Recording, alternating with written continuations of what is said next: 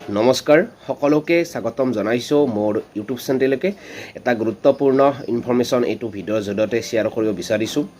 আজি এখন শিক্ষা বিভাগৰ ফালৰ পৰা নটিচ ওলাইছে আৰু এই নটিচৰ আধাৰত কি গুৰুত্বপূৰ্ণ ইনফৰমেশ্যন আছে সেই ইনফৰমেশ্যনখিনি আপোনালোকৰ সৈতে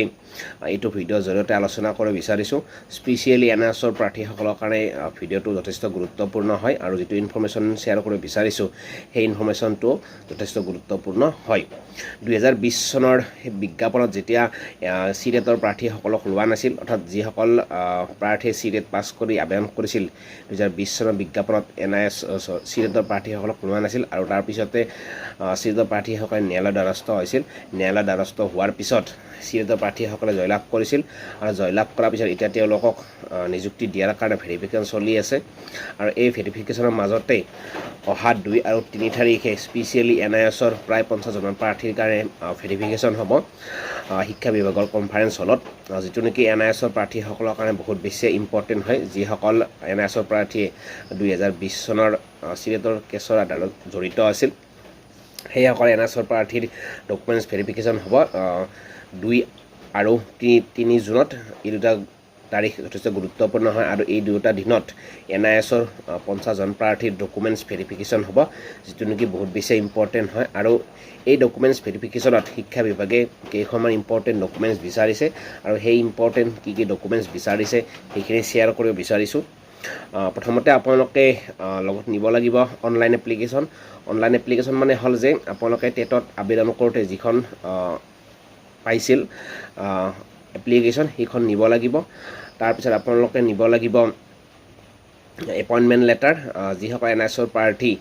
17ৰ আগত যিসকলে ইন ছাৰ্ভিচ আছিল আৰু যিখন বিদ্যালয়ত কাম কৰিছিল সেইখন বিদ্যালয়ৰ পৰা পোৱা এপইণ্টমেণ্ট লেটাৰখন নিব লাগিব তাৰ পিছত আপোনালোকে নিব লাগিব এডমিশ্যন ৰিচিপ্ট বা স্লিপখন নিব লাগিব যেতিয়া আপোনালোকে এডমিশ্যন লৈছিল সেই এডমিশ্যন লোৱাৰ সময়ত তাত এখন আপোনালোকে এডমিশ্যন কমপ্লিট হোৱাৰ পিছত এডমিশ্যন ৰিচিপ্টখন পোৱা গৈছিল আৰু সেই এডমিশ্যন ৰিচিপ্টখন আপোনালোকে নিব লাগিব লগতে আপোনালোকে নিব লাগিব এপইণ্টমেণ্ট লেটাৰ নতুবা এটেণ্ডেন্স ৰেজিষ্টাৰ আপোনালোকে যিখন বিদ্যালয়ত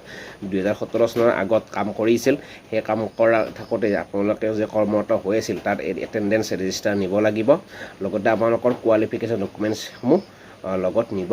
লাগিব এইখিনি ইম্পৰ্টেন্ট ডকুমেণ্টছ হয় যিসকল এনআইএছৰ প্ৰাৰ্থীক সেইদিনা 2 আৰু 3 তাৰিখে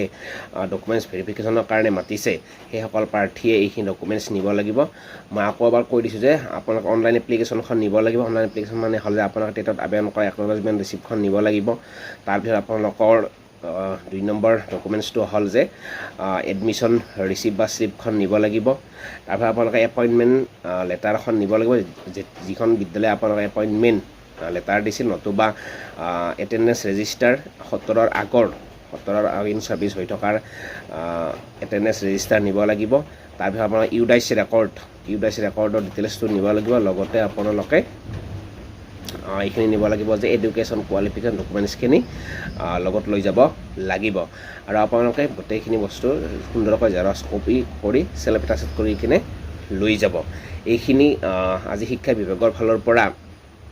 প্ৰকাশ পাইছে নটিচ আকাৰে আৰু এই যিসকল এনআইএছৰ প্ৰাৰ্থীক মাতিছে 50 জন প্ৰাৰ্থীক এইখিনি ডকুমেণ্টছ লৈ যাব লাগিব গতিকে এইটো ইনফৰমেশ্যন আপোনালোকক দিলোঁ আৰু ভিডিঅ'টো শ্বেয়াৰ কৰিব যিসকল এনআইএছৰ প্ৰাৰ্থী সকলোৰে কাৰণে ভিডিঅ'টো যথেষ্ট গুৰুত্বপূৰ্ণ হয় আৰু অহা 2 আৰু 3 তাৰিখে সেই 2020 চনৰ কেছৰ এনআইএছৰ সিৰেটৰ কেছৰ যিসকল প্ৰাৰ্থী আছে প্ৰায় 50 জন প্ৰাৰ্থী এনআইএছৰ সেইসকল প্ৰাৰ্থীক 2 আৰু 3 তাৰিখে ভেৰিফিকেশ্যনৰ কাৰণে মাতিছে এইখিনিয়ে ধন্যবাদ